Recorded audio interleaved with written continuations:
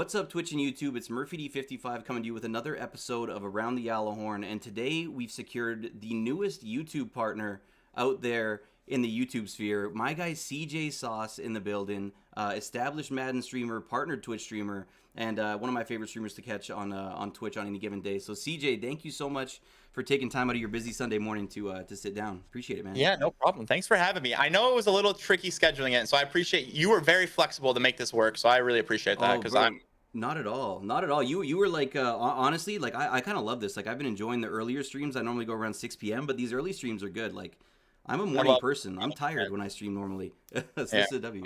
big morning on the weekends kind of guy. I would stream there in the morning during the week if I could, but Yeah. Well, we'll talk about that too. We're going to talk about the work-life balance because you got a lot going on. In addition to the content creation, you got a full-time 9 to 5 or beyond job that you're doing too. So we're definitely going to talk about that because that's a tough thing. But the first thing I want to talk about here, and you got an Eagles hat on today. That was a redemption in your channel today. I was super expecting the. singles. I was should change. Hold on. I'm yeah, not in my change it own- up.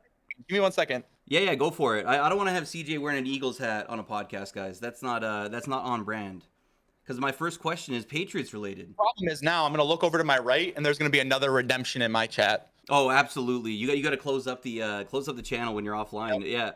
Right. But there we go. Now you've led me into my first question here. So you're in Buffalo, New York, which is not too far, about an hour and a half down the road from me. How does one live in Buffalo and become a Patriots fan? How does that? I knew the story was coming. All right, so this is the craziest how I became a fan of a team story of all time. I promise you'll never find somebody with a crazier story. So I am right. We're gonna roll it back real quick. I am a second grader at the time. Okay, so I'm in second grade and I'm sitting in class, and the girl that I have a huge crush on in second grade is sitting right next to me. And another kid is walking around the classroom asking everybody their favorite teams. And he's asking about baseball. And she says she's a Red Sox fan. So I'm also a Red Sox fan. And so I became a Red Sox fan from that moment. And I went to California to visit my uncle who owns a sporting goods store there. And he asked me if I wanted a football shirt because this was my first year playing football. He was like, I can get you like a cool, football shirt. What's your favorite team? And I didn't know any football teams. And I knew that I was a Red Sox fan. So I just said Boston, hoping that there was a Boston football team. Nice. And so I ended up with a Patriots shirt. And so that is how I became a Patriots, a Red Sox, a Celtics, and a Bruins fan. It's a short story, but it's one of the weirdest favorite team stories ever. Yeah, That's it's hilarious. So you made an error in judgment in second grade, and you just stuck to your guns the entire time. And the reason I'm a Patriots fan is because the girl I had a crush on in second grade is a Patriots fan, and that's a true story. That's absolutely wild. And the girl in second grade is not Mrs. Sauce, so you're also engaged now too. Yes. She is not my fiance. It didn't even work out with her very well, So yeah, but it's tough. Yeah, the second grade relationships aren't, they're not built to last the same way that mature adult relationships are. But that's actually wild. People don't come out of your classroom and get married? No, not to my knowledge yet. But we'll wait until they hit 8th grade before I start to make any predictions and projections on that. But CJ, that's kind of wild. Like I have a lot of cousins who live in the New England, like in Boston area, and I had so much Patriots gear, but I've gotten rid of it all since. I was, you picked a good team to root for and having the greatest quarterback of all time. It definitely worked out. I'm very happy to be a Patriots fan rather than a Bills fan. I can tell you that much. Yeah, no kidding. I mean, the Bills are looking good now. The Patriots, I mean, with Macaroni Jones, are looking like they have kind of a bright future as well. I wouldn't say he's like the same gunslinger of a Josh Allen, but like with Tom Brady, like the news coming out about a potential retirement and then quickly kind of being walked back to no, he's not retiring. What are your thoughts on that as a Patriots fan? I'm okay. I'm gonna be a little bit more off than most Patriots fans with this, and I was very salty when Tom Brady left, like extremely salty. And so in my brain wants to root against him, but my heart roots for him still. And like if you ask me who my favorite athlete is, it's still gonna be Tom Brady. Yeah. But it's hard to watch him win somewhere else. And so, but I also like this year was kind of the first year with Mac Jones now being good, or at least good enough that like I wasn't really salty anymore because I like the Patriots aren't going to be trash. Like I don't have to listen to Bills fans. Basically, that it all came down to me having Tom Brady leaving and leaving me here with all these Bills fans who are just going to like roast me alive. And it's miserable. Really, like I won't even wear my Patriots hat out outside of the house. It's so rough. It's like so brutal. I don't blame you. Yeah. And so that was the hard part for me. But now that the Patriots are like good enough to compete, I'm not as salty, and so I was like rooting for Tom in the playoffs this year. Whereas last year I was like kind of on the fence. So Yeah. I want to see him continue to be great, and now it's kind of like one of those things where it's like I just want to see how much he's got in the tank. Like I don't want him to Yeah. retire just 'cause I want to see how amazing he can run. You know? Yeah, yeah. I mean, and there's something to be said too for like quarterbacks like Elway, like walking out on top of the championship is, and Peyton Manning, I guess, as well. Like even though Peyton was a shell of his former self when he won his Right. second one, but it's true. Like I had so much hatred and animosity, even though I'm like a fan of an NFC team. I'm a Vikings fan, but like having family that lived in the Boston area and having every single sports team break curses and win championships for so long, I just I kind of had this animosity towards Tom Brady, but it's hard to root against him. I think for me as an outsider looking in, like him going and winning one with a different franchise away from Bill Belichick, definitely, it's like my hate evaporated. I kind of just the respect kind of took over. Was that like one of your low points of watching him win a championship with another team? I was rooting for them. Yeah. Because the Chiefs, I couldn't root for the Chiefs because being an AFC fan. Yeah. And so I ended up the playoffs last year is like really when I kind of like finally like turned around and stopped I wasn't salty anymore, and I was rooting for him in the Super Bowl at that point. So and the other piece of it too is like Patrick Mahomes, if he wins that, like he has a chance to start kind of infringing on Tom's legacy as you know what I mean? Because seeing Pat lose there is solid because it kind of preserved Tom's legacy a little bit more, and then also because it was Tom, it extended it. So I was rooting for the Bucks last year. Yeah, 100%. And do you think, like, with that being said, like Mahomes is still young, he still has a lot of chances, and he's got a really good foundation in Kansas City there. But do you think that any quarterback could ever overtake 7 rings? Do you think that's something that could ever be eclipsed? Here's the reason I don't think so, and I think it's because I think the number one reason Tom has so much going on. Obviously, the coaching, and he's the best decision maker of all time. But he also was like very selfless as a Patriot. Like he was never the highest paid quarterback in the league. Frankly, I don't even think he was ever like top 5. Like he was never ever the highest quarterback paid in the league. Yeah. So as a result, the Patriots were always able to spend money on pieces to help him. Now they did a terrible job of it at the end, but for the majority of his career, they were using that money they saved on him to pay pieces. Mahomes now being the highest paid quarterback ever, like you're gonna lose, like you're not gonna be able to retain Kelsey and Tyreek and all these guys. Maybe a couple of the big pieces, but the majority of them, you're not gonna be able to retain. So I just can't see that long-term sustained greatness with the contract that he has. But he also is that good where maybe he can make it work. But I don't know. Yeah, for sure. And the funny thing with Tom Brady too is I feel like a lot of people. I really think the argument that there's really good coaching that helped him is definitely true, but I don't think that he really had amazing supporting cast of wide receivers. Like I don't think he ever had like the best tandem of wide receivers out there. He had great tight ends. You on Twitter all the time where people are like, "Oh, Tom Brady, like he had the best defenses, all this and that." He had the worst receiving core ever all the time. He had one good year with a really solid receiving core, and he broke the passing record that season. Was that with Randy Moss when he was there?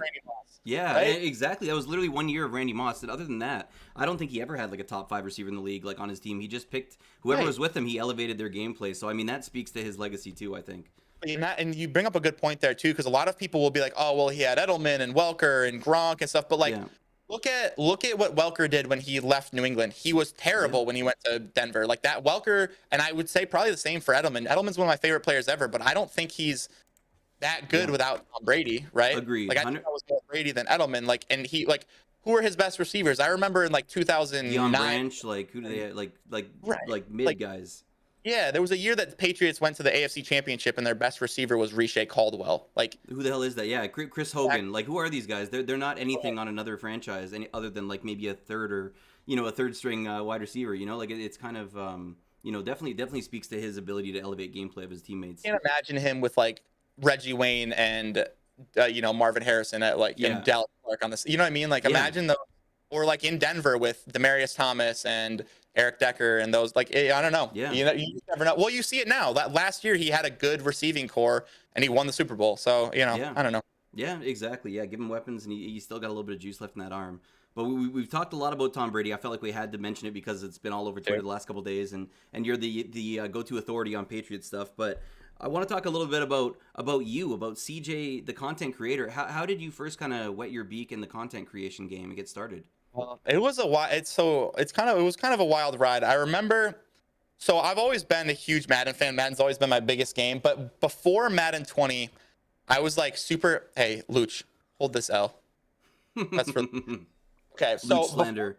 Luch slander as much as we can get. So before Madden 20, I was pretty close to not buying Madden at all because I didn't really have anybody to play with. Like all my friends stopped playing it. Like I would just like get the game, play Ultimate Team to like November, get my ass kicked by good players, and then like never play it again. And that was Yeah. kind of the trend that I was in.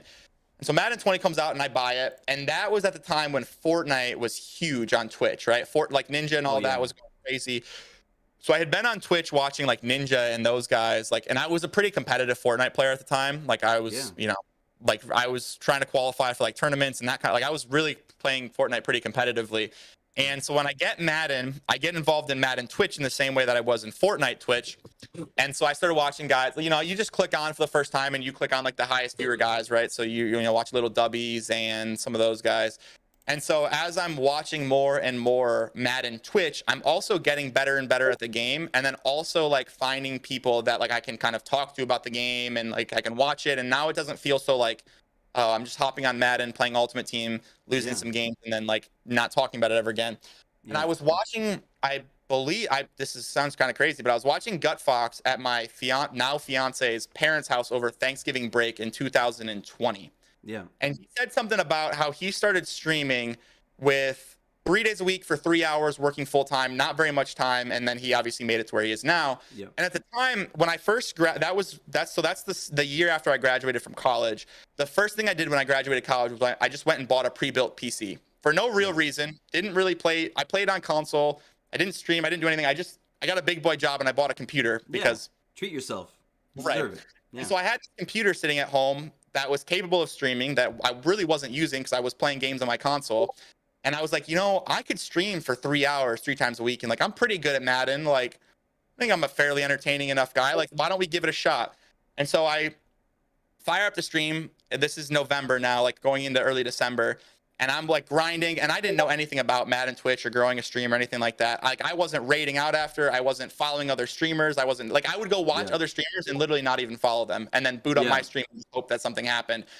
And I remember the day before New Year's Eve, 2020. I'm streaming. I have 47 followers. I have three average viewers. My girlfriend's account on my phone, and then the 2 guys that I was in a party with every day. And that was my 3 viewers. All stream every stream. And I was like, I hope to God I get 3 follows today. We finally get affiliate. That'll be so cool. And Swain Games comes in my chat that day. Just randomly, he said he was scrolling through Twitch looking for a new streamer. He said I was the 6th stream he clicked on that day. And so I started talking to Swain. I recognized Swain from Madden Live at the time. And so then Swain tweeted out about my channel that I was trying to get affiliate. And then that same day, DC, DK Nice, and Hard Flats and Fourth Quarter Gaming all rated me that day after sent out that tweet. I obviously hit affiliate. Fast forward 3 months to March, I get into Madden Live.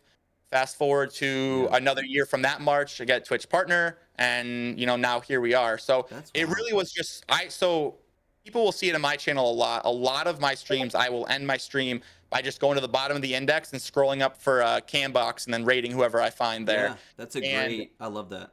Yeah. And that's exactly how I got where I am, is because Swain was scrolling through, found a guy with a cam box, and showed some love. So we've done that with a lot of people, but that's how we got here. It was kind of a wild ride. Yeah. Very lucky too. That's incredible, and that's a big fast forward too from getting affiliate to getting Madden Live. Like that's a huge accomplishment. And the funny thing is that like when you're telling me about Swain Games rating you, when I had Retro Yimmy on the podcast, same thing. Like toiling with that kind of 2 to 3 average viewers, and then Swain Games comes through, brings the community with him, and that's kudos to him. He's somebody that we got to see with a partner check mark sooner rather than later too. Yeah, absolutely. And that's a big thing. LBJ mentioned it too. That's how I found Craig. I found my guy Dadbot doing the same thing. We found quite a few viewers. We found quite a few friends doing that exact thing, just going and grabbing random streamers and throwing a raid that way. Yeah, absolutely. And I find like how would you find that the Fortnite, obviously when you were in the Fortnite community, you like you said, you weren't super established, like under 50 followers, kind of just feeling your way through it. You never. Oh, no. Gotcha. Madden. What the reason I got into watching Madden Twitch was because I was playing Fortnite competitively with my friends. Like I was like in all the arena tournaments on the weekends, like trying to play in the World Cup. Like we were really competitive, me and a couple of my buddies, and that's because I was watching Fortnite Twitch, that's how I started watching Madden Twitch, and then watching Yeah. Gut Fox is what convinced me to just fire up Madden streams myself. And at that time, that was when Fortnite was kind of falling off a little bit, so I was kind of over it. I was playing Madden a lot, Yeah. and now here we are. Oh, that's wild. And what do you think like about this Madden community? Like it seems like, the directory, I know you've probably seen the graphic of like the top sports games and the numbers in them, and Madden doesn't make the top 10, which seems crazy to me. But like, do you feel like I feel like it's pretty easy to get to know everybody. Like I go into anybody's stream in Madden, I feel like I recognize at least, half the people that are in any given chat. You know what's weird about Madden, just as content creation in general, is that Madden Twitch is so small, but Madden content isn't. Like Madden YouTube is huge. Madden TikTok is huge. Like Madden YouTube, look at MMG pulls half a million views every day on his videos. Every day playing Madden Ultimate Team. So the views on YouTube are out there. I just do not know why they're not translating to Twitch. And I think part of the reason is because similar to football, there's a lot of breaks, which is great because for us with all the breaks, we can communicate and interact with chat. But people who just want to watch Madden, Madden Twitch really doesn't do that for you. Whereas Madden YouTube does, where it's high energy gameplay, no breaks, good effects, it's very intense moments. That's what Madden YouTube does for football. It kind of creates that that sort of lightning in a bottle for YouTube, but you do it the entire video because you can cut out the dead parts. And I think that's why Madden YouTube is so big. But Madden Twitch is nice because as us, we can communicate with each other, right? I can hop on chat in between plays. I can talk to you. I can talk to Splash. I can interact with chat.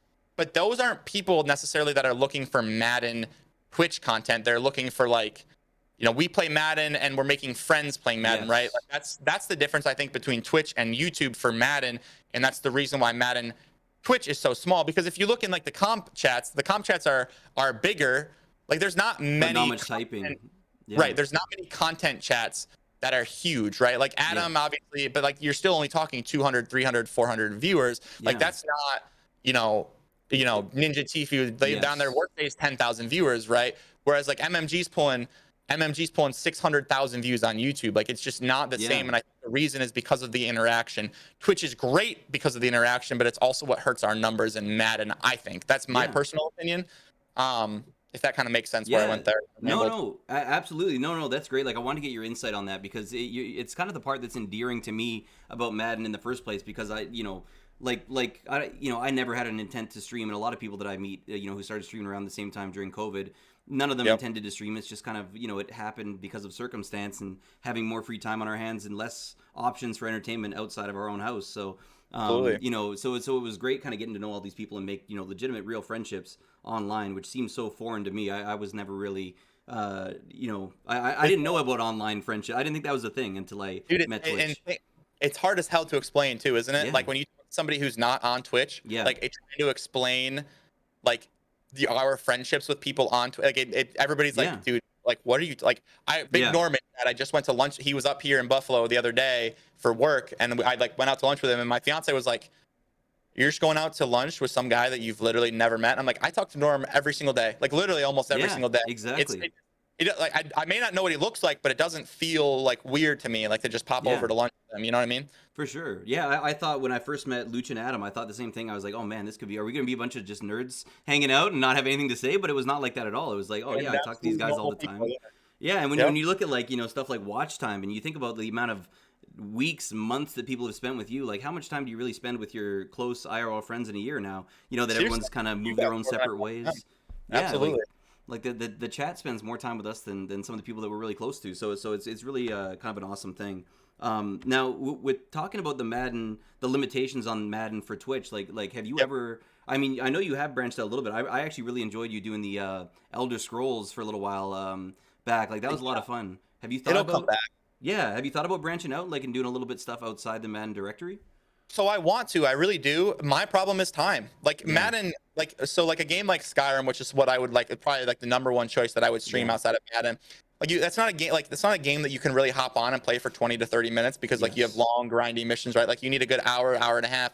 And when I'm streaming, depending on how much YouTube content I need to get done, I don't have that extra time, and then it just kind of feels like I'm forcing it to work. So I'm trying to find a more natural cadence to incorporate other games into my streams, but Yeah. with like my busy with the way that my life is, like I just don't have time, unfortunately, and that kind of sucks because like Skyrim's a game that I love, like I'm passionate about it. Yeah. When we play it, I have a blast playing it.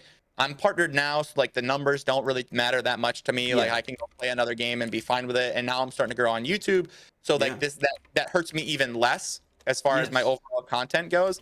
But like, as crazy as it sounds, and as bad as some of my days get, I still love Madden. I Yeah. love playing it. I love streaming it, and I think that's why I do well. Because even on my worst days, like when I had a horrible day on Thursday, a lot of people will have really bad days like that with Madden, where it's they're getting cheated the whole time. They're also Yeah. not focused. I was tired, stressed, whatever. That a lot of people will quit, right? I'm done Yeah. with Madden, delete the game, uninstall, whatever. When I get off a stream on days like that, I'm more motivated to be better Yeah. the next day. And that's something that tells me that I'm in the right index creating content, is because of like when I'm down as bad as I'm down, I don't quit. I just want to do better. And Yeah. you know, I'll get in a Discord with Colt and I'll say, all right, this is what I'm doing. I need, you know, I need some advice. Like, take a look at my game. Tell me what I'm missing, because we get kind of blinded, right? Like Yeah. we'll have bad days, we'll get cheated, and then we just get into that mindset, that sort of blind mode where everything's against us. There's nothing we can do, and that is the case a lot of the time, especially with the way this freaking game plays. Yeah. But there's always, you got to find what you could be doing differently or better, and then do it. Like you know, I get Yeah. into a rut and I'm doing the same thing over and over and over again, and I kind of got to stop, take a step back. Colt's usually the person I go to who helps me kind of find that perspective, and then I get back in and I have days like today. And it's a trend that I go through, and a lot of it has to do with how tired and stressed I am from work too. That I really notice that affects me on Thursdays. And also weekend league on Thursdays is just a disaster. So I don't know why I play it then. I should just wait.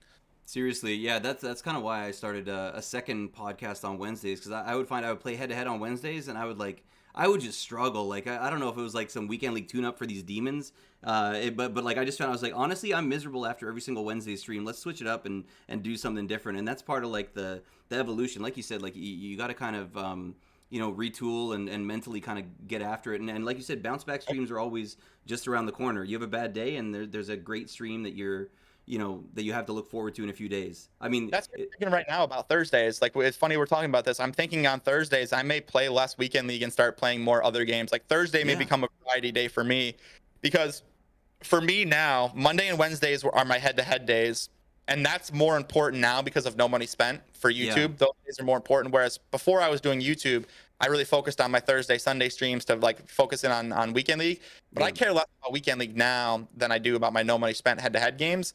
So I'm thinking that Thursday may become sort of my variety day, where I play a little bit of Madden and then, you know, we get right out of there, because I don't want to play weekend league on Thursdays anymore. I just don't. Yeah. I normally get 2 to 3 games in, and I'm front miserable the whole time. So what's the Yeah. point, right? Exactly. Yeah. Like, why not switch up? And you know, the chat picks up on it. Obviously, like, you know, people know you're passionate, that you're committed, that you want to be consistent with Madden at the same time. But at the same time, you know, they're not necessarily there just for the gameplay. They're there to see a happy streamer who's enjoying himself and you know, actually really enjoying what he's doing, because it makes it so much easier. I disagree completely. My chat is there for me to be miserable and for them to just kick me right in the face when I'm down. The sauce pit. Wait at the ready. They're waiting for me. They're like, oh, he's missed 4 picks this game. It's coming. Oh, when's the one? There it is. And then they just kick me in the face. They're ready to go. They don't want to see me at all. I will say, CJ, your chat is nasty, and I mean that in the best possible way, but you do have a nasty chat, and it adds to the no lies detected, they're saying in the chat right now. 100%, but that adds to the, you know, it takes a special type of person to be able to you know, survive in that type of atmosphere, but at the same time, you know, it all comes out of a place of love. They love to watch you squirm. There's moments where it's survival. I don't know if AJ's in here too, but he's been a victim from days where I snap. Sometimes with chat, they'll troll me when I'm down real bad, and I will just snap. And they know that I don't necessarily mean it, and I know that they don't mean it. But there are moments where we're down so bad on Madden where I'm like, will you guys just shut up already? Like, just let me be mad at the game. I don't care if I'm being outrageous. Just shut up and leave me alone. Yeah, no, for sure. I have days like that too. If I get like more than 5 timeouts that I'm doing myself in a stream, I know that I'm just in a bad mood. Like, I know, because most days, if you're going on a 9-game win streak, people could say anything to you. It's not going to bother you. When you're, you know, going 1-4 over a 5-game stretch, it's like we do, bottom line, like, as much as we say gameplay doesn't matter, it matters to us, like, as gamers. You know, everybody wants to do well, and Yeah, 100%. Yeah, I made like 4 people on Thursday. When I got off stream, I was like, yeah, no, I was just in a bad mood today. Yeah, definitely. So don't take it personally, Chad. Okay, we do it because we love you. So Madden Live. How did that opportunity come up? Because how many months into streaming would you have been when Madden Live was kind of offered to you? 4 months maybe. So I Wow. believe I started in March or April. I started streaming December, affiliated in January, and then I think I started in March or April. I got like 2 or 3 Madden live streams. They cut it in April. Yeah. Madden 21 comes around in August, and I was on the roster again. Really took advantage of it in 21. Obviously, it ended again in March and April, and then they have since cut it. So, Yeah. uh, but yeah, so funny story. So Hmm. I the way that I got into Madden Live was I went on Twitter and I was searching for EA people like Kralo or Hope or Gabby or Yeah. whatever.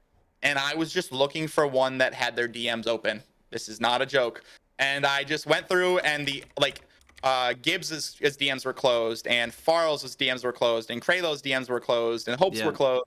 Hmm. And Dino, oh, look at Dino Mr. coming through with the monster raid. Let's go, Dino. Appreciate you, my dude. and That's Gabby huge. who ironically enough is the person who runs Madden Live. She's like our community contact, whatever. Her DMs were open. So at the time Nice. I was feeling a little ballsy and I DM'd her and what I said was something along the lines of, hey, I know that I'm not there yet, but I would love if you could just give me some insight into what I could be doing to work towards Madden Live. Yeah. And she ghosted me, didn't respond at all. And then that was probably in February or March-ish. And then I think that was at around the same time that I was joining the OG network. And obviously, that's Yeah. a different story for its own right. But at the Yeah. time, I had joined them. And then I just randomly got an email one day from her. And I was on the email list and signed up for Madden Live. And here we are for the rest. That's But yeah, pretty I awesome. just slid into Gabby's DMs. That's all that it was. So that, And a very, very funny going forward. Most of my friends who I've gotten Madden Live, they've been like, hey, like what should I do to like get started? And I just said, just DM Gabby, hope for the yeah, best. exactly. You guys heard it here first, chat. So I don't know how many people in here because I've started hiding the views on chat now because I find that when I look at the viewers, I'm a miserable man. So we just have fun now with whoever's rocking with us. But everybody who's in the chat right now, go send Gabby an email right now. She's gonna and tell her that CJ sent you too. That's a I good really way if they decide to recommend bring it that. back. Like, if people want it, I just say, I don't know, man, DM Gabby and then hope for the best. Yeah, and it's tough. Like it does take a lot of initiative to go out and do that. Sometimes the best thing to do is just shoot your shot, because what's the worst that could have happened? You sending a thing, she could have ghosted you, which it seemed like Yep. she was doing for a while, or maybe That's the way somebody's that in a I generous looked at mood. it. At that point, I was like, I've got 12 average viewers. Like, what do I have to Yeah, lose? Who knows? yeah, exactly, and an incredible opportunity that helped push you to partner along the way. And what do you think? I think personally, like never having been part of the Madden Live roster, but I think that Madden Live was really good for the directory because it just brought more bodies in there. It gave them a reason to raid out and send all those all those And giveaway bots into the community. And I don't know. this, What are your thoughts? this is such a tough one. There are so many good things and also so many bad things about Madden Live. And as much as I think that Madden Live helped me get Twitch partner, I also think it equally hurt me to get Twitch partner. And I really mean that. I have a lot of loyal viewers in here who came from Madden Live. Glee, Harold are great Yeah, examples. And so that's the great part of it. But the way you have to look at it is you had 1,000, 2,000, 4,000, 10,000 people in your chat, and I can name offhand right now 2, maybe yeah, 3 that are regular viewers because of that. So yeah, like the retention on that, like when you're really thinking about it, you don't think you can just go and earn a new loyal viewer every day. Like yeah, at 10,000 the channel and we got 2 or 3 because people would put you on, mute your channel and go watch who they wanted to watch. You yeah, didn't even have the opportunity really to earn them because of Madden Live. Whereas when people are clicking on your channel and you don't have Madden Live, like you're really grabbing them. And that's not necessarily completely true. I'm kind of, yeah. Devil's exaggerating the advocate a example bit. here. Yeah, And then on the partner piece of it as well, it hurts you because your viewership is extremely inconsistent. And even if on off days you have that 70 to 75 yeah, average, because of the giant swings, Twitch penalizes you for that. They say, yeah, well, if it looks to us like you only have the numbers because of these random spikes, and those don't look sustainable. And so the biggest reason I was getting denied for partner early on was because of my inconsistent viewership. I didn't actually get partnered until March, right when Madden Live was ending. Yeah. Now at the end, when I got like my good denial message, I did like strategically plan out my Madden Live so that it was like, kind of consistent right before my application to avoid that. So in that sense, it did help. But I think in an equal sense, it really did like hurt me, which sounds crazy to say. I know people are like, dude, how can you not be grateful for 5,000 viewers? And I am. I really truly am. I'm just saying on the perspective of partner, I think it did kind of hurt me. And then because I had that platform and I had so many people who were hearing me, you know, talk about pushing for partner, that I had this sort of false growth to get to where I was at for Twitch partner.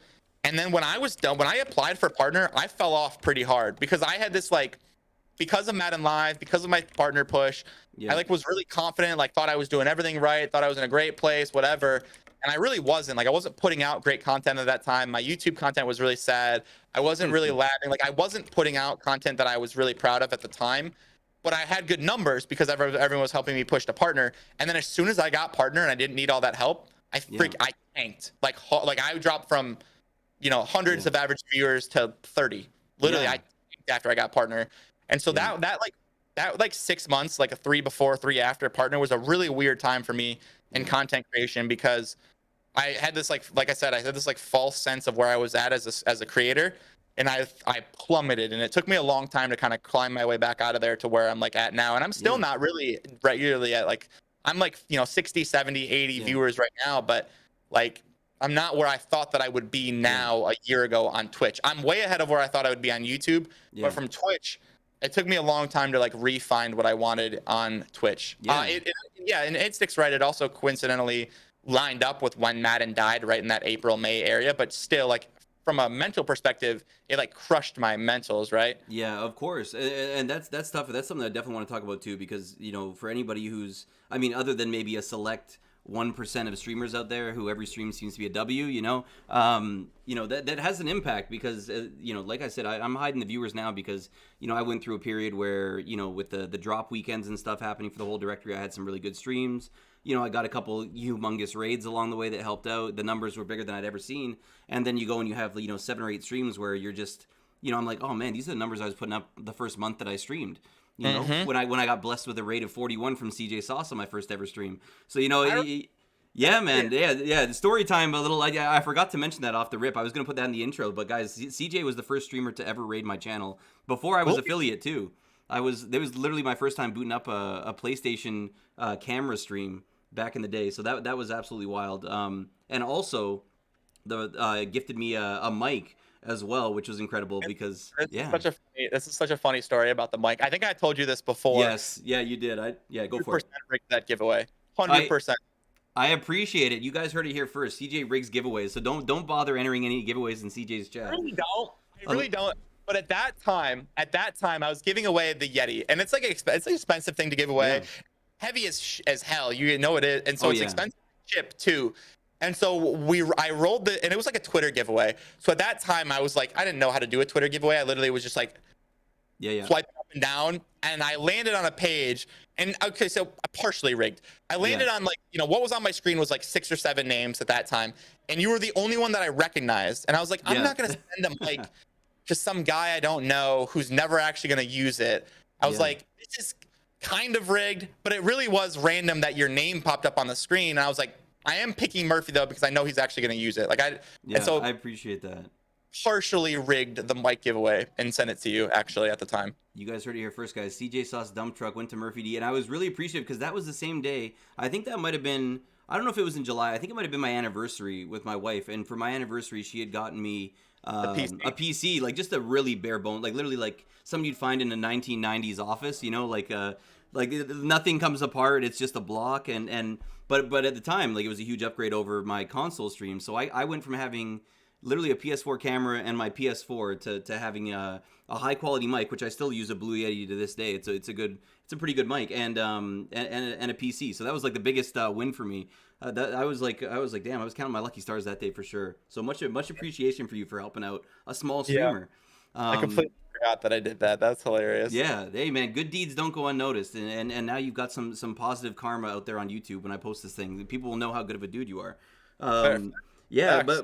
but you know, you talked about kind of you know, expectations changing for Twitch, and you know, not really knowing, you know, where you Oh, stand on there, and then was really focusing on YouTube kind of a way to re-inspire yourself, would you say, or like to try and build something else at the same no, time, or no? So no. how'd that happen? That didn't coincident. That didn't. So I got partnered in March last year, and I didn't start like.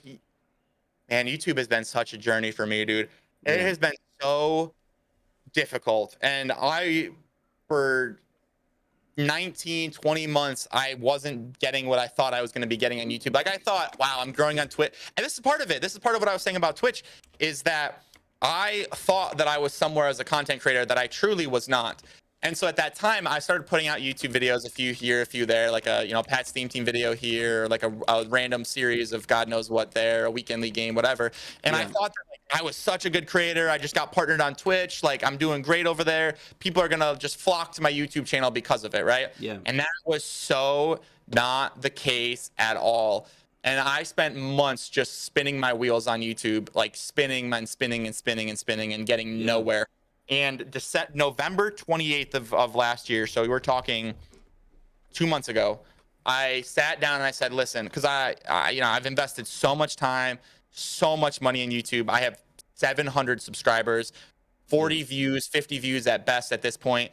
yeah, Like it's not like I need something to change. Like yeah, something has got to change. Like I have to do something different. Like this is not working. I'm just unloading resources into this and it's not working at all. And I said, all right, November 28th is today. I want 1,000 subscribers by Christmas. What do I need to do to get there? If I don't get it, I'm done with YouTube. Like this is my yeah, prove it. And I just went in and I said, all right, I'm going to get with Jay. I'm going to get with my editor and we're going to grind right now. I'm going to start editing more myself. Like we're going to sit down, we're going to learn. He's going to help me learn to edit myself so I don't have to waste as much money on editing. And there's going to be a lot of sleepless nights. I'm going to stay up late. I'm going to put out content and prove to myself that I can hit it by Christmas. And November 28th was when I started that. I posted 45 videos in 32 days and I'm at 1,800 subscribers right now today. yeah, That's 2 months after incredible. I started that grind. Literally Yeah, 2 months and 2 days after I started it, and I'm up over 1,100 subscribers on YouTube. I'm up over. I mean, now I'm monetized on YouTube. I was at like 400 to 500 hours watched. To get yeah, monetized on YouTube, you need 4,000 hours watched in the last year, and I yeah. had 400 at the time, That's wild. Yeah, and I plus 3,600 hours. I'm at like 4.8 thousand right now. So I'm like well over 4.2 thousand hours in the last 60 days. Like, yeah, and there were a lot of people along the way. Like my guy Kinney's in chat right now. And I yeah, truly mean this. Without Kinney, it absolutely is not there. Kinney has been somebody who's helped me, who's shown me, videos, who's taught me editing, who's taught me, where to look for thumbnail help, and he's brutally honest with me about my videos. He will DM me and say, dude, what the hell is this? Do not do this ever again. Like, and he'll be honest with me. Kenny's an incredible YouTuber. I don't know if you know about yeah. Kenny's No, YouTube. I do know. I do know Kenny. Yeah, definitely makes great Kenny's, stuff. 10 years of editing experience. He's arguably, in my opinion, the best editor on YouTube and Madden YouTube at a minimum. And he's really honest with me and he's shown me a lot of resources and it's made a huge difference on my perspective, like the things that I think about when I'm editing, the type of content that I'm creating, Yeah, keywords and stuff that I'm using. But you have to have people like Kinney, like Adam, who will push you yeah, when you're not doing well, who won't just say, oh, dude, just keep going. You'll get there. Like, you're a good creator, whatever. Like, you need the guys who are like, dude, you're ass right now. Like, change. You know what I mean? yeah, yeah, And for sure. my last 60 days have been the best days creating content on both platforms in my entire career. And I stand by that. And it took me to kind of sit down and say, I'm in a shit spot. Pardon my language. I'm in a No, go bad for it. on Twitch.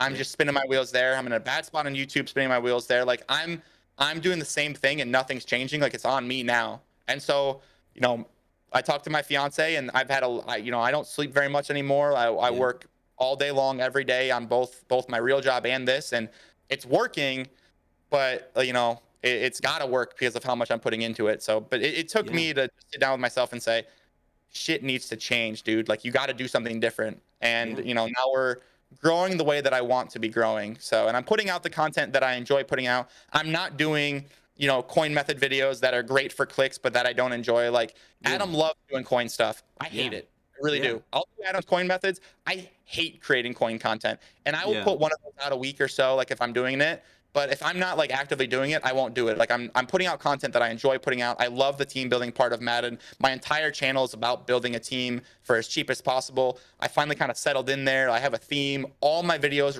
relate around that theme, and I enjoy it. And I'm seeing the results of that. So Yeah. it's been a lot. It's been a lot of changes for me mentally to figure out what I need to do, and we're getting there. So. For sure, and I think like as far as sustainability goes and being able to, like you said, like this is, I know you've been doing nightly uploads now, like since you started making your push, you've been adding on this incredible workload to what you already have taken on with Twitch and your job. But when you're doing something that you actually enjoy, it comes across as way more genuine. And I think like your content's naturally going to be better because you're passionate about it. Whereas it's true, maybe you could get a couple more clicks off the rip doing something that might be more to the YouTube meta or algorithm, but you're Yeah. you'll hate doing it. Like 2 weeks in, you'll be pulling your hair out. So Right. it looks like And you're doing it the right way. that's exactly where I was at. I was trying to get search clicks. Like I was putting out videos that I thought people would search for and click on. And I didn't enjoy the videos. I didn't like them. I didn't like editing them. I didn't like recording them. And it wasn't working. And it literally just wasn't working at all. And as soon as I just changed my philosophy and went to something that I enjoy more, I've been doing a lot better. Now I still, we clickbait a little bit and I put out some search type of videos. But the majority of my content now the majority of my views now are coming from browse, like Yeah, people getting that's huge. the video recommended or being on home pages.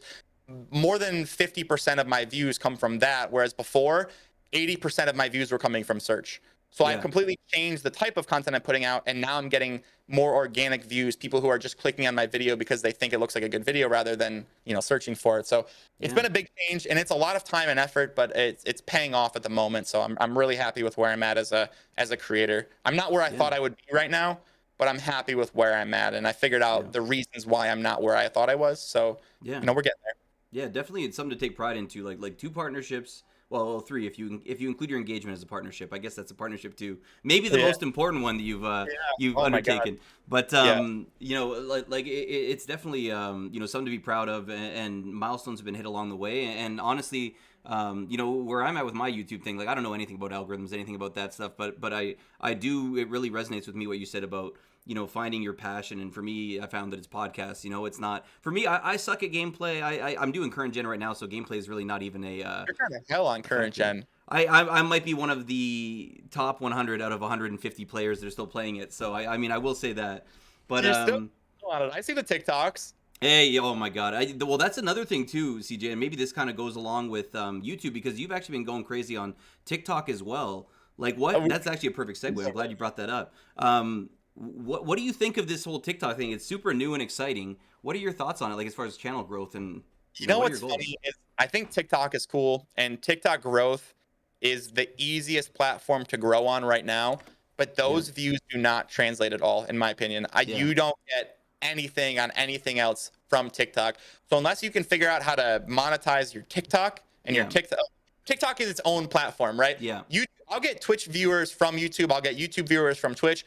I don't get shit from TikTok. Yeah. And I get views. Like, I drop 10, 20, 30, 40K view TikToks pretty regularly. Yeah. And I don't get anything from TikTok. I remember.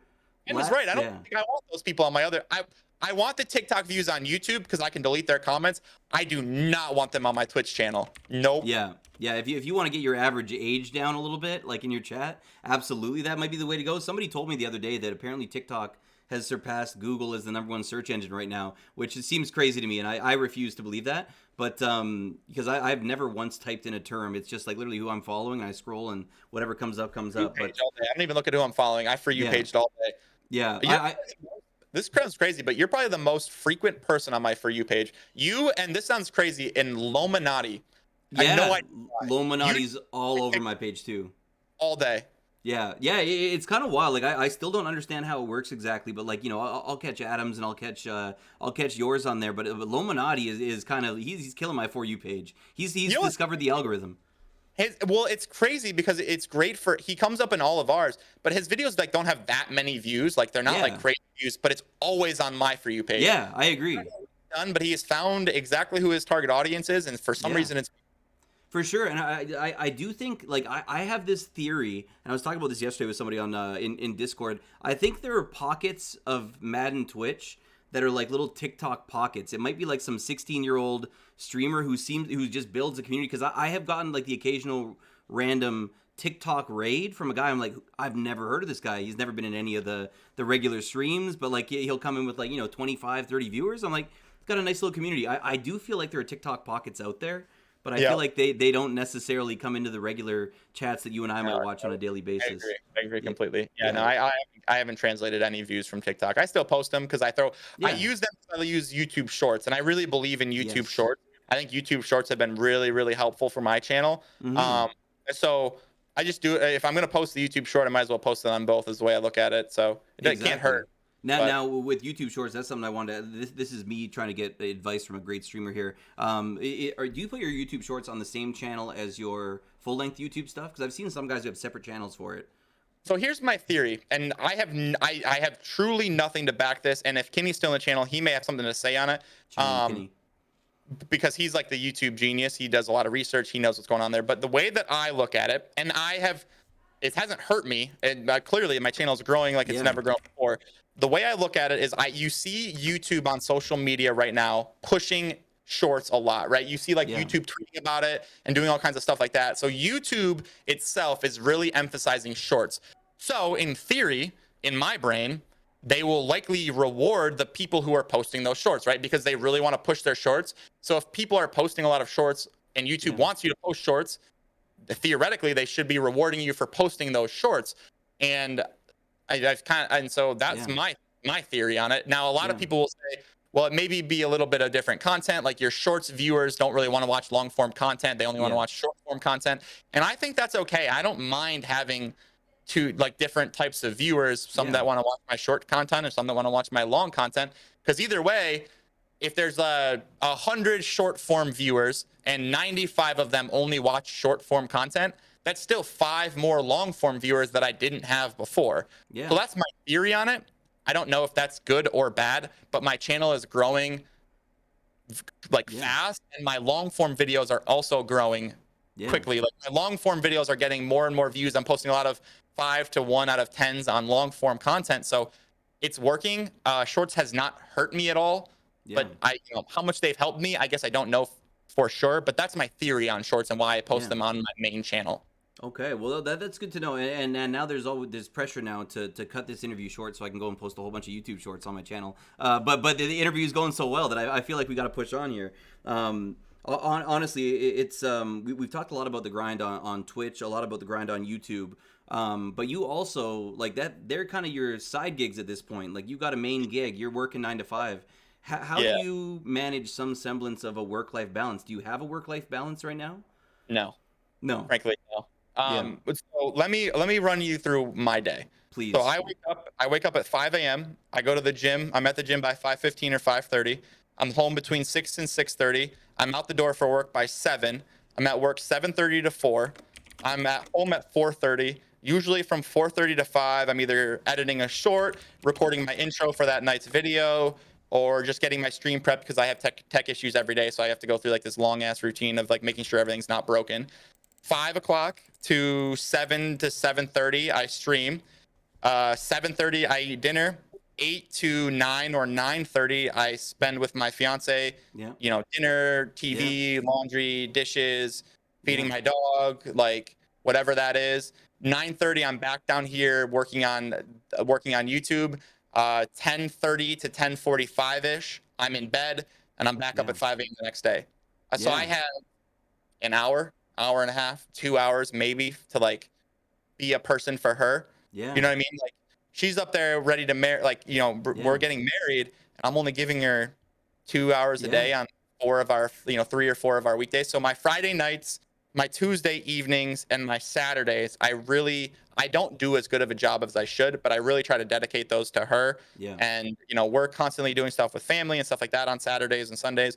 But on weeknights, she gets an hour and a half, 2 hours at most. Like it's brutal. And I work from 5 a.m. to 11, just grinding, whether it's working out at the gym or being at my actual job. which is, I work in commercial real estate. I'm an asset manager. So like Yeah. it's high stakes, high intensity. I'm working with a lot of money every day and none of it's mine. And, Yeah. there's a lot of people who, if I make a mistake, lose a lot of money. So it's like high pressure, high intensity there. So part of that with how stressful my job is, I can definitely tell the days that I bring it home and with how little I sleep.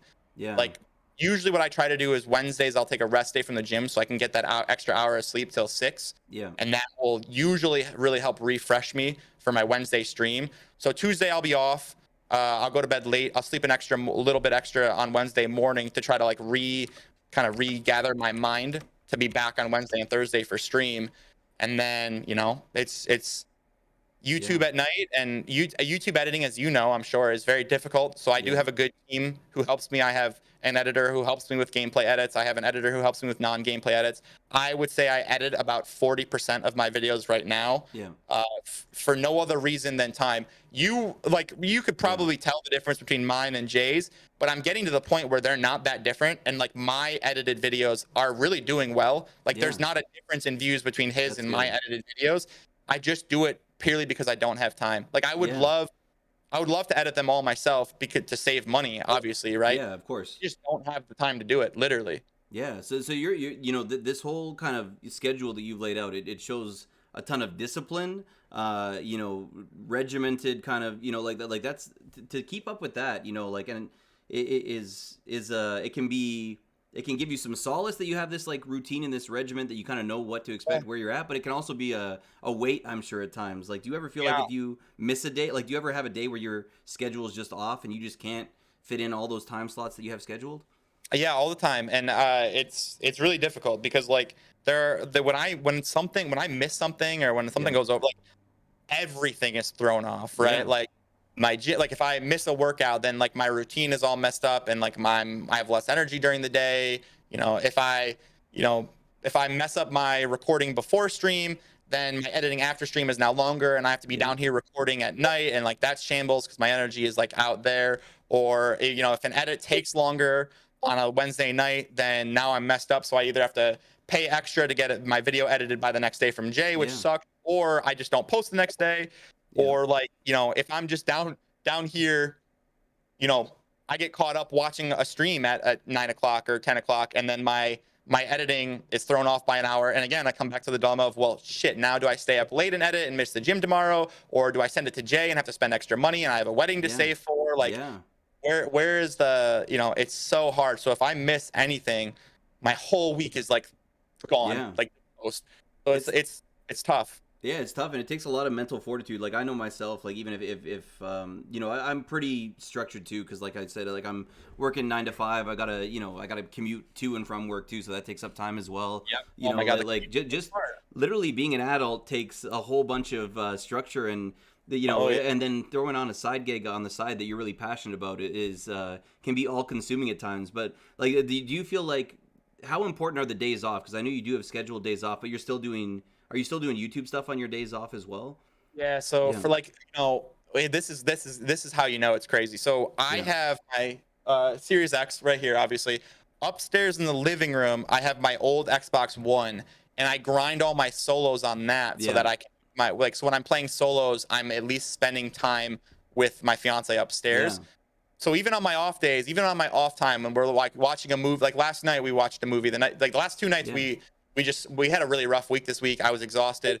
So my Friday and Saturday night, we just laid down on the couch upstairs with our dog and watched a movie. I was playing Yeah. solo the entire time. Yeah. Like the entire time I was grinding solos.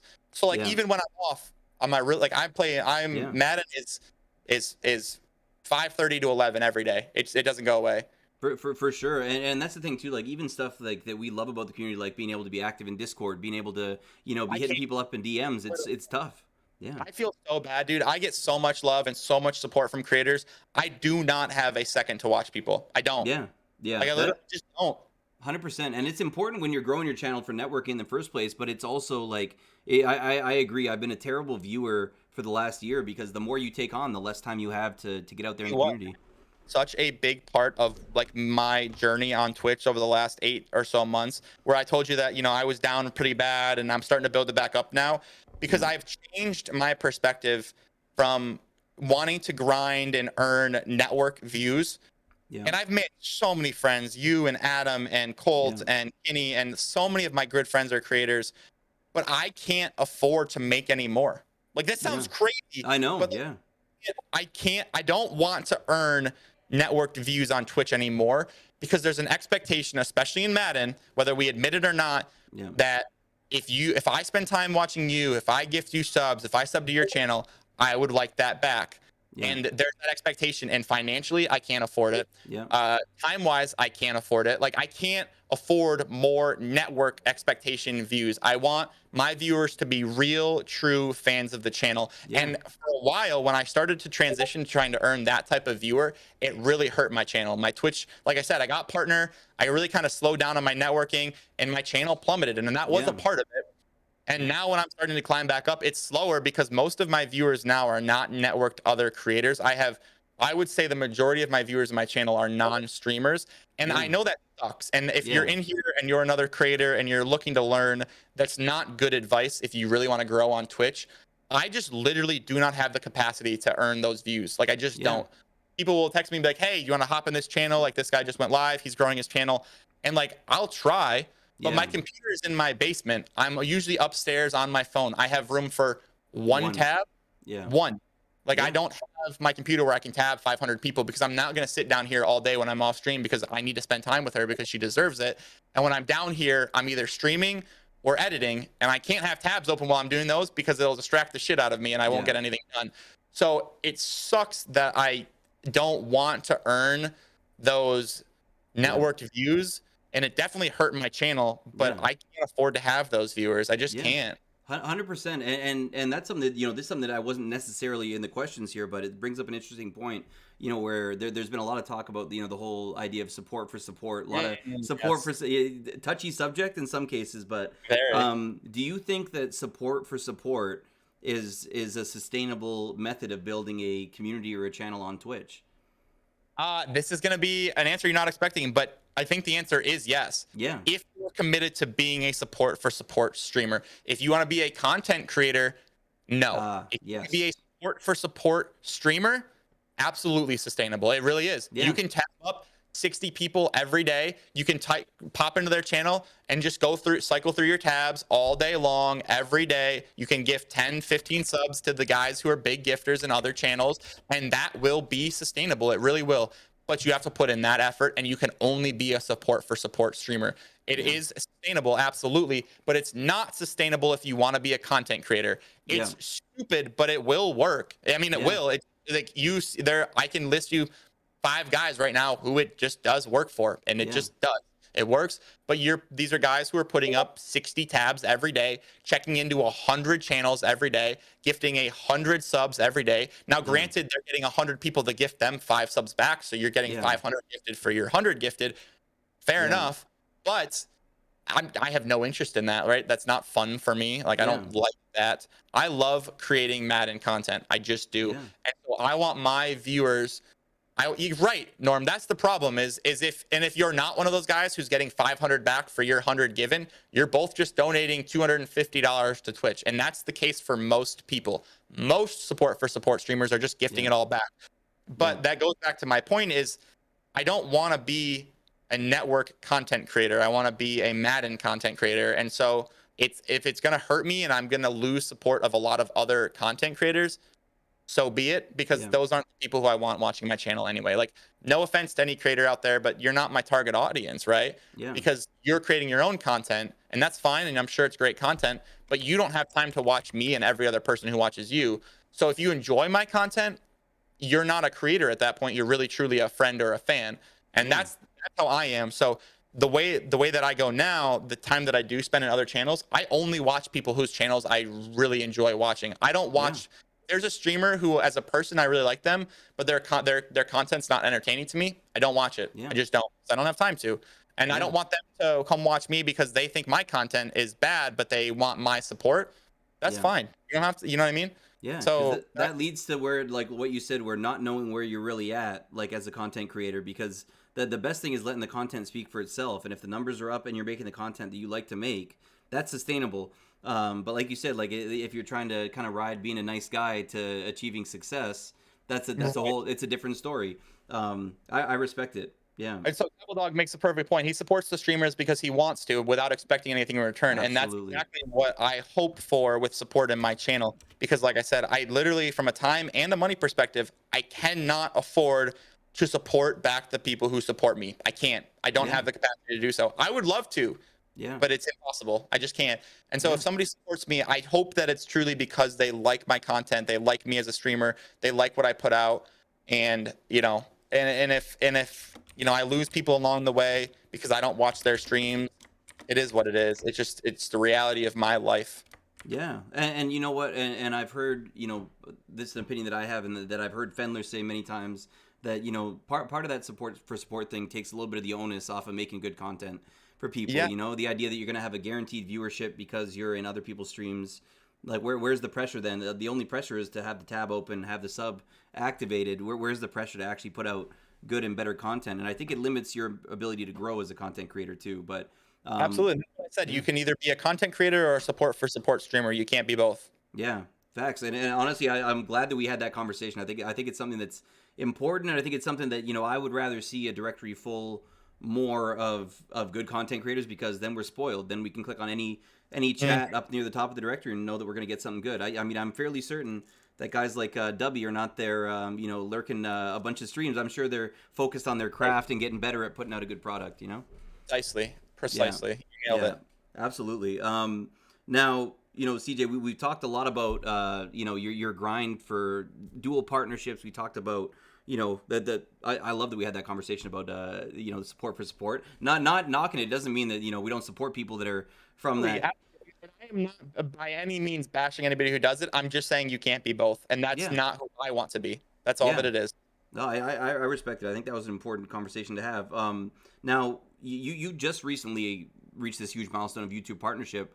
What's on the horizon for you? What are your next goals?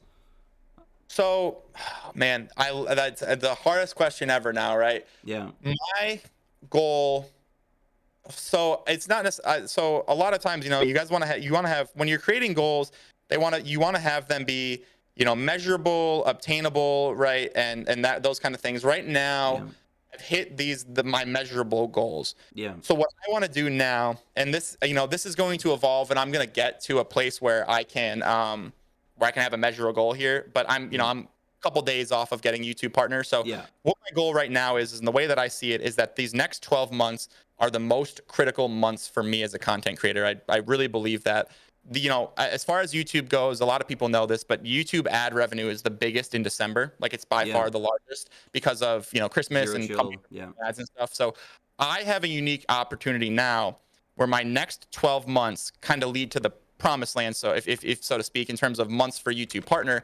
So what I want to do is I want to get to a point where in December I'm able to, really to see, or in December, really to see where I'm at as a content creator. Like, that will be the month, in my opinion, that tells me if this is a sustainable, like, the thing to do, yeah, more, right? And this is going to sound crazy, but I don't want to be a full-time content creator yeah, ever, yeah, because I don't want to have to go on stream every day or post a video because it's going to make me money.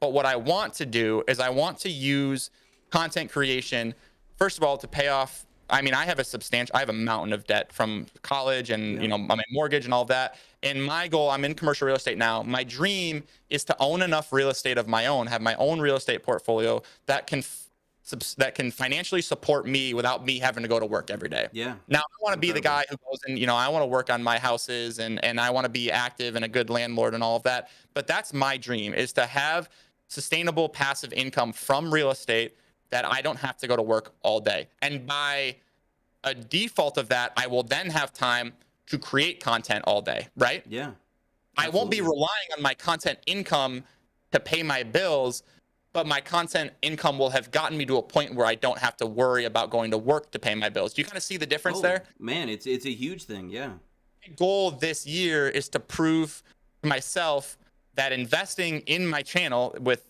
investing in all this equipment and investing in an editor and investing my time time. every Yes. night, is worth it. And this is something that can lead me to that goal. Because if it's not, I don't know what I'm doing, right? Yeah. So if this next 12 months goes by, I'm YouTube partnered now. I'm in a place where I can truly grow until the biggest YouTube month in December. Yeah. I can continue to grow my Twitch channel when the new Madden comes out. I have all of these like opportunities in front of me to then at the end of this next year say, all right, I either did it, and this is something that I should keep pushing for because I have a wedding to pay for. If I'm Yep. wasting my money on an editor and not on my wedding, like that's Yeah. idiotic, right? Yeah. So Priorities. next Yeah. 12 months, my goal, so to speak, is to prove to myself that creating content is something that can lead me to the life that I want to have. Yeah. Not that necessarily Yeah. be a full-time content creator, but Yeah. content creation can lead me to the life that I want to have. And I believe truly that these next 12 months will prove it to me if I'm trending in the right direction to get there. I don't Yeah. think that I'm going to get there in the next 12 months. Like, let me be very Yeah. clear. I think I'm going to be buying houses in December off of Yeah. YouTube revenue. That's not even close to the dream, but I Yeah. want to be trending in that direction. You know what I mean? Absolutely. Yeah. Or You at want to least build the foundation. Yeah. it'll at least give me perspective into how long that might take and if it's even possible from this. Yeah, absolutely. And you know, you always want to be in a situation where you feel like, because you talked about what you're not only investing, you know, resources financially into this endeavor, but you're investing time, which is probably the most precious of all resources, especially for somebody who's just, you know, looking to start up, you know, a marriage, and be you having free time is the most valuable thing we can have. And sometimes we get to the point where we're overwhelmed, and our schedule doesn't allow for that. So to be able to get that freedom and create content all day and have it be something that you look forward to and something that's fun, and you know, like, that'd be incredible. And that dream is that content isn't financially supporting me, so that I Yeah. can just enjoy it. If I have a video that flops, it doesn't, you know, devastate me because, oh Yeah. well, you know, that's not what's paying my bills. I don't want it to ever pay my bills because I really feel like if it's paying my bills, I'm gonna become a worse creator because of it. Yeah. I really believe that. Yeah, because then there's so much pressure to kind of you know, go with these archetypes or metas of what's working, as opposed to, like you said, what you're passionate about, what you love. That's Right. yeah, that's incredible. That's honestly, it sounds like you're kind of playing. You know, obviously you're a very intelligent guy. You're playing 3D chess right now. You're not just looking at, you know, what's my goal for this upcoming stream. You're looking 12 months down the road, and also you have a vision of where you want to be at, what success looks like for you. I think that's super important. It's been Yeah. a wild ride to get here, and I have a lot of days where I'm playing checkers, but Yeah. there's always something to look forward to. My Yeah. fiance is a teacher, and I'm sure that you know how difficult teaching this year is. Teachers, She yeah. teaches middle school science at a charter school in downtown Buffalo, so a very Yeah. low income school. She teaches Yeah. middle school science at. So I know that you can imagine how difficult her days are. And the one Yeah. thing I always tell her when she gets home after a bad day of work, and there's a lot of them because of Yeah. the situation she's in, is that Yeah. every day, no matter what you're pushing through, there's always got to be like you have to find what your light at the end of the tunnel is, right? Yeah. That's what pushes me every day when I'm exhausted and I'm still getting up at 5 and going to the gym, and then I'm going to work and I'm pushing through it. You know, I have a headache and I'm getting cheated in weekend league. Like, you have to find your light at the end of the tunnel. And I Yeah. grew up very poor. Like Yeah. very, very low, very poor when I was a kid. Yeah. And I didn't have much growing up. And my parents gave literally every penny they had to me and my younger brother so that we had stuff. Yeah. And so my light at the end of the tunnel is to create a life where I can just help support other people. Like, I Yeah. financially right now I can't, and you know, it sucks. And I Yeah. hate it. And I always want to be the uncle who gives, you know, the best Christmas presents, and I want to give my mom, you know, a nice birthday Yeah. present. You know, like little Yeah, things of like that. course. I want to be in a position where, you know, I don't have to think about my bank account every day. And Yeah. I'm not there because of my debt. I'm not there. I have a very good job. I do very well on Twitch. I'm grateful as hell for everything I have. I mean, I bought a house at 24 years old with, Incredible. you Yeah. know, full student loan debt. Like, I didn't get Yeah. a scholarship. I didn't get any aid. And I was able to, you know, 24, I bought a house. So I'm not struggling, Yeah. but I'm looking at my bank account every day, right? Oh yeah. My dream, my light at the end of the tunnel is to not have to do that. And content creation, I truly believe how passionate I am about it is something that will lead me to getting to that light at the end of the tunnel. You know what I'm saying? Yeah, 100%, and you know, it really rings true with me too. You know, the looking at the bank account every day is a real thing, and it's real for a lot of people. You know, based on a variety of circumstances, COVID being a big one. I know for a lot of people there in the States and in Canada, really globally, it's kind of changed financial circumstances for a lot of people. Oh, yeah, dude, But I can't even tell you how lucky I am to have a job. yeah, and you can't put a price on comfort. Like, being comfortable and not having to stress is such a luxury. And you know, I've had parts of my life where I haven't had to stress, and then there's times where you do have to stress, and we fight through it. Right. But you know, it sounds like you got the right mindset, and you know, you've got this great vision, and bottom line, like on top of everything else, you're looking to kind of use your position to help other people and the people that are close to you and who've been good to you. So that's I really admire that in you, CJ. I appreciate you sharing that with us, man. Yeah, it's it's well. That's why I was really looking forward to this today because there's not a lot of opportunities to really talk about that kind of stuff. And like, if you're just Yeah, sitting on your stream, you're like, oh, like this is my like I don't know, it feels sort of corny. yeah, But being on a platform like this where you can kind of talk it through, and I hope that I try to phrase everything that I say in a way that other people can use it to also help them. Like I don't want to yeah, be, on some high horse where I'm, yeah, playing 3D chess, not to steal it from you, but like I don't want to like sound or look like I think that I'm, because I have horrible days yeah. and Of I course. have days where I'm not meeting my goals and I don't hit that schedule every single day. I hit Yeah, it most days, but there are days where I don't. But you always have to find like it's corny, but I just find my light at the end of the tunnel every yeah, day. And that's when I'm down, that's what I look forward to is that light. And that's why, like I said, when I have horrible days like Thursday on Madden, I don't quit Madden. I try to get better. yeah, And so that's, if you can find that perspective, it helps a lot. But yeah, it's hard to do that. And there's people who have a lot of mental health struggles and they can't just take a step back and find that light. But I don't know, yeah. you got to find whatever it is that's your system to get there. For, Mine is to continue to work hard. If I keep yeah. grinding and keep myself busy, I'm the type of person where if I'm sitting on the couch doing nothing, just watching TV with a bag of chips in my hand, I feel terrible. Like Oh, I feel like same. if Yeah. I sleep in, like if I wake up on Saturday at 8 a.m., like holy shit, I just wasted an hour. Like I should have been up at 7 and now there's an hour gone and I can't afford to lose an hour. Yeah, honestly, I appreciate that. That rings like super true with me. Like, you know, the idea of being idle is if we only have so much time on this earth, you know, it's like you might as well be doing something you love or working towards a goal, you know, and that really that's kind of reinvigorated, re-inspired me just hearing you say that. Like I definitely appreciate that, and I think that's something that people in the chat can learn something from, or maybe they already share the same opinion, guys. Like definitely follow your passions, you know, use your time wisely. You know, be kind to yourself too, though. You know, when you get burnout, because burnout's a real thing, and Yes. especially with you doing it, burning the candle at both ends, Twitch, YouTube, real job. You're burning a three-ended candle right now, but you're doing a good job, man, and putting out amazing content, and it's been an incredible journey to watch you grow from being a streamer that. You know, when I first found out what Twitch was, you were probably just getting into the Madden live circuit.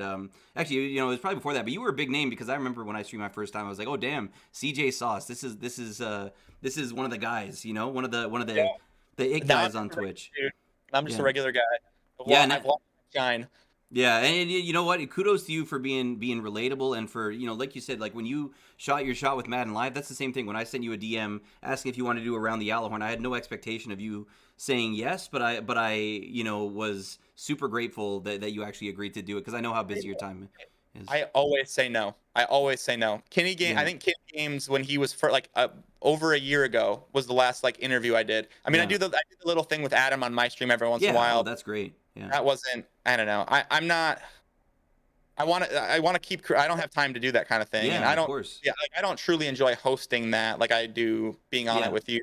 I always say no, and like I've had a lot of bad experiences like working with other creators. Like that's why I'm yeah, not on any stream teams now and why I yeah, don't do any of that kind of stuff. And I don't really do that many interviews. Like I just want to be in my lane and I just want to work my yeah, work. And so, but you and I, we've been around for a long time. I've known you since before you started streaming and yeah. I'm proud to have been along for a lot of the ride with you. And I had to say yes. And I like Oh, I talking about appreciate this that. every once in a while. I don't like talking about it too often because Yeah, it gets redundant, but there's a lot of people who don't know this kind of the story that I have and like where I'm at and how I got here. And it's not as simple as just, firing up the Xbox and then, recording a game and throwing it on YouTube. It's just not that simple. It's an yeah. unbelievable amount of time and effort that goes into this stuff.